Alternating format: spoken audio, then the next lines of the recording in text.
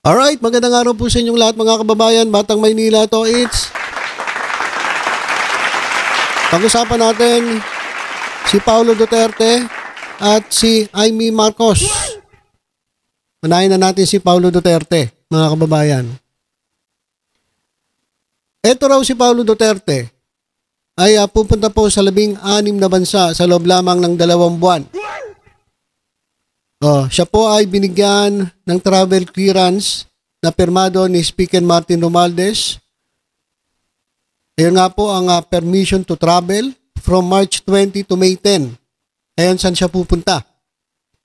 Hong Kong, China, Malaysia, Indonesia, South Korea, Japan, Vietnam, Cambodia, the United States, Australia, the United Kingdom, the Netherlands, Germany, France, Belgium, Italy, and Singapore. Dami. Sa loob lamang ng 2 buwan, 16 countries. So, sa isang buwan, kung 2 months yun, i-estimate na lang natin 2 months. So, in 2 months, 16 countries, sa isang buwan, 8 bansa. Alright? So, kung 8 bansa sa isang buwan, every week, kinakailangan mapuntahan niya 2 bansa sa isang linggo. So kaya naman yon. Kaso grabe nakakapagod naman yung ganong klaseng itinerary. Saka ito ang tanong. Ano yan? Sagot ba ng ng gobyerno yan? Guys, paki-comment nga, ano sa tingin ninyo? Sagot ba ng gobyerno ito nga pag-iikot ni Paulo Duterte dyan sa 16 na bansa? Kapag ikaw ba ay nabigyan ng permission to travel, ibig sabihin ba na to lumalabas official travel? Guys, pakisagot nga. Kasi mahirap naman magdadadakdak tayo dito tapos mawaw mali tayo. Di ba? Kasi pwedeng sagot ng gobyerno kasi nga nakahingi siya nabigyan siya ng permit to travel. O yung permit to travel lang, parang excuse siya kahit mawala siya ng 2 buwan. Pero yung gastos, sarili niya. Pwede pong ganon. Kaya, tinatanong natin ano ba to? With pay ba to? O without pay? Ayan po yung katanungan natin. Saka isa pa nga tanong ng ating mga kababayan, ano naman ang gagawin mo sa 16 na bansa sa loob lamang ng 2 buwan? So parang napapaisip tayo, ano gagawin nito? May mga nababasa nga ako sabi, eto Marites lang sabi nila, aayusin daw niya, di umano, yung kanyang mga account sa mga nasabing bansa. O kung hindi man sarili niyang account, baka account naman nung isa, yung nandyan po sa Dahig, dyan po sa Netherlands. Kasi, iniimbestigahan po siya dyan sa sa Dahig, dyan po sa Netherlands. Baka dumating yung time na i-freeze yung kanyang mga kayamanan sa iba't ibang o yung kanyang mga accounts sa iba't ibang bansa maging sa Pilipinas. So kaya siguro biglaan na itong si Davao City Representative Paulo Duterte ay pupunta sa mga nasabing bansa. Ay, inuulit ko, ito lamang po ay katang isip. Iniisip lang natin. Hindi naman po natin sinasabi na ganon. Kasi magtataka tayo Pero mo, biglaan at pupunta ka sa 16 na bansa. Talagang,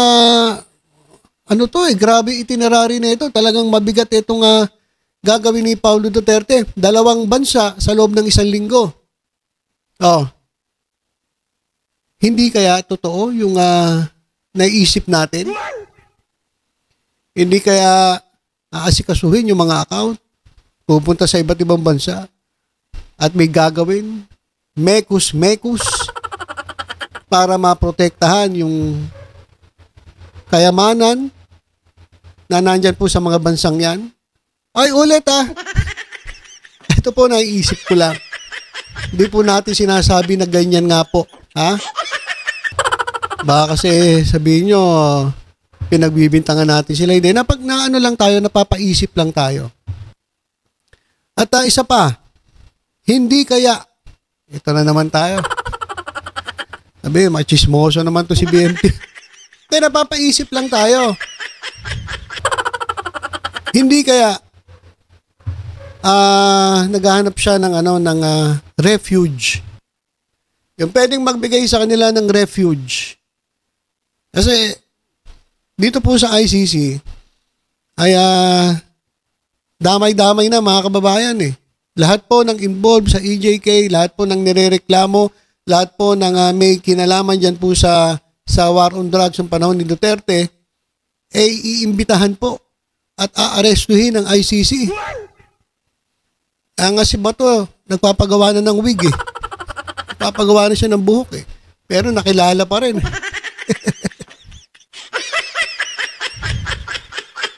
Nakilala pa rin daw siya. So hindi raw siya pwedeng mag-disguise. Hindi, gawin mo Bato de la Rosa. Magpaturo ka ng hormones ng babae. Para tubuan ka ng dede. Tapos, umurong yung itlog mo.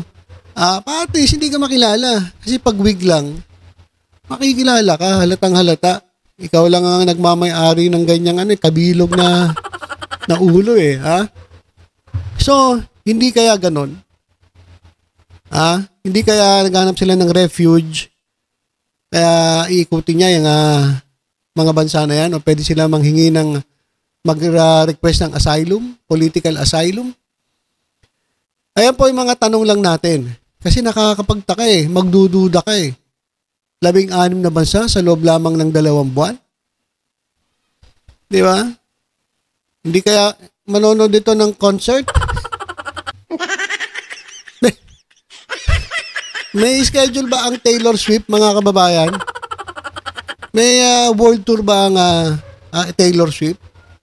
O kaya yung di ba may world tour ang Bini? Hindi kaya susundan na ito ang Bini? So yan mga kababayan. Ayan po yung ating mga katanungan. Tingnan nga natin kung ano yung mga comment ng ating mga kababayan. Oh, wow, dami pera. Dahil nga yung tanong natin sino ba ang sagot dyan? Sarili ba ang pera nila? Sagot ba ito ng gobyerno? Kung sagot ng gobyerno, grabe naman. Ano to? Official business trip? Time to withdraw at 16 countries. Ayun nga, di ba? Pwede yun Naisip natin. Asikasuhin nila yung kanilang mga accounts. At alam nyo na, mekus-mekus. In case na dumating yung time na ipa-freeze ang kanilang kayamanan, alam na. Di ba? So, o pwede, magbubukas ng mga alkansya. Pwede rin. Hihiwa-hiwalay na yung yung alam nyo na. Di ba? Hiwa-hiwalay. Di ba? 16 bansa. Pero hindi kasi kung ipiprease yun, kahit itago mo yun doon, freeze pa rin yun. At pwede sa ibang pangalan. Dami natin naisip. So itong sinasabi ko ay iniisip lang natin, hindi natin sinasabi na ganun nga. Anong taktika yan? Maglilipat ng account? Tingnan nyo. Yung iba Yung iba, ang ingay nyo naman. Huwag kayong masyadong malalibel tayo sa ginagawa ninyo. Hindi, binabasa ko lang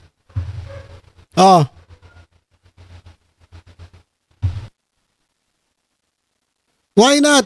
If he'll travel to Europe, he can go to 16 countries or more pa dahil magkakalapit lang naman ang mga borders dito ng bawat country. Ito nga isang kababayan natin, mapapaisip ka 16 countries, nakakaduda.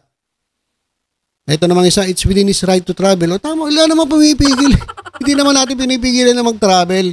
Nag-iisip lang tayo, napapatanong tayo, anong gagawin mo yan sa mga bansang yan sa loob lamang ng 2 buwan?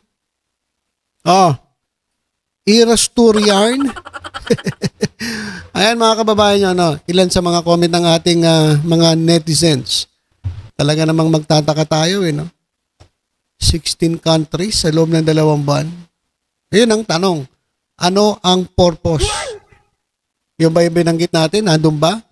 Sige nga guys, kayo nga po. Comment po kayo sa ating comment section kung ano ang sa tingin ninyong dahilan. Kung bakit ito'y gagawin ni Paulo Duterte. Okay, diretso na tayo kay Amy Marcos. Sabi niya, basahin ko, malinaw na may mga hakbang na ginawa ang administrasyon na salungat sa aking mga paninindigan at prinsipyo. Meron pala siya nun. Meron pala siya nun, guys. Paninindigan at prinsipyo. Meron daw siya nun. Dahil dito, hindi ko na magawang mangampanya at tumungtong sa isang entablado kasama ang iba pang kasapi ng alyansa. Tulad ng aking sinabi mula sa simula ng panahon ng halalan, mananatili akong independiente. Kaya, ibig sabihin, siya po ay nagwi-withdraw dyan po sa alyansa para sa bagong Pilipinas. Ayaw na po niya sumama. Siya po ay nagwi-withdraw.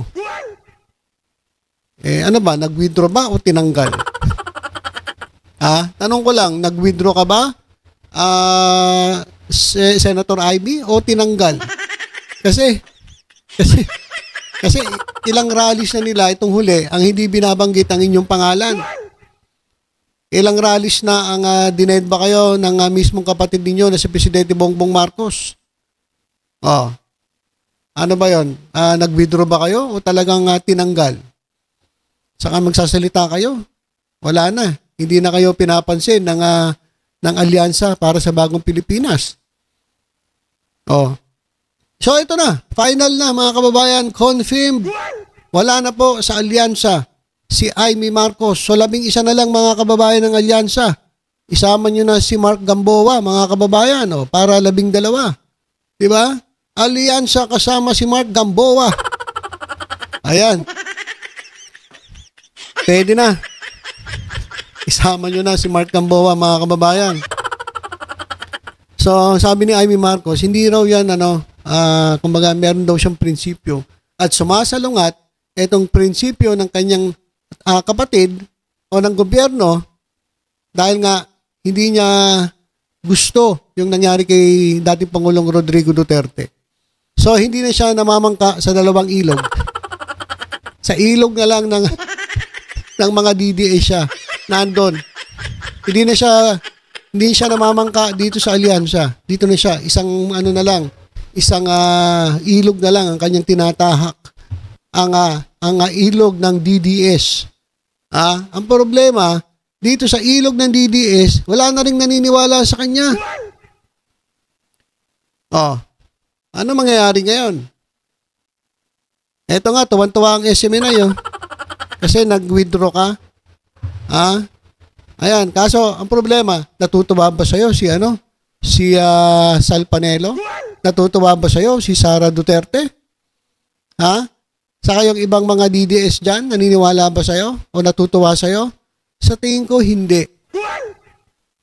Sabi nga ni Sal Panelo, balat kayo pala ang pag-ibig mo na tinubog lang sa ginto. Okay, sakit naman. Nasayang lang ang pag-ibig mo. Baby, baby, baby.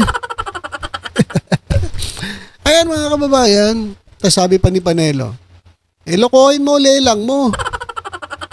Hindi kami magpapabudol sa'yo. Kabisado ka namin. Alam namin style mo. So yan mga kababayan. Saka mas maganda. Pabigat lang to sa alyansa. So maganda talaga mag-independent. Tingnan nyo yung nangyari nung nag-ikot siya sa Caloocan. Di siya pinansin. Ang daming tao sa Caloocan. Nakita nyo yung kanyang motorcade. Yung kanyang float na sinasakyan. Halos dumadaan lang yung mga tao. Hindi siya pinapansin. Ibig sabihin, wala na siyang hatak dito sa ating mga kababayan. Tapos itong kanyang paninindigan at prinsipyo raw na iba doon sa prinsipyo ng alyansa, kaya yun daw ang dahilan, kaya tiwalag na siya dyan sa alyansa. Tanong ko, tiniwalag ka ba o tinanggal? Sa tingin ko, tinanggal ka Dahil nga pag anong-gano ka mahirap talaga yung may kakampi kang pag ganyan-ganyan. So, yan po ang ating update mga kababayan. Paulo Duterte, ano ang iyong layunin o ano ang purpose kung bakit ka mag-ikot sa 16 na bansa sa loob lamang ng 2 buwan? At Amy Marcos, tuluyan na nga nag-withdraw dito po sa Alyansa para sa Bagong Pilipinas. So yan po ang ating update. Basta tutok-tutok lang po dito sa Batang Maynila Toid sa iba pang balita. Ingat po tayong lahat. God bless po.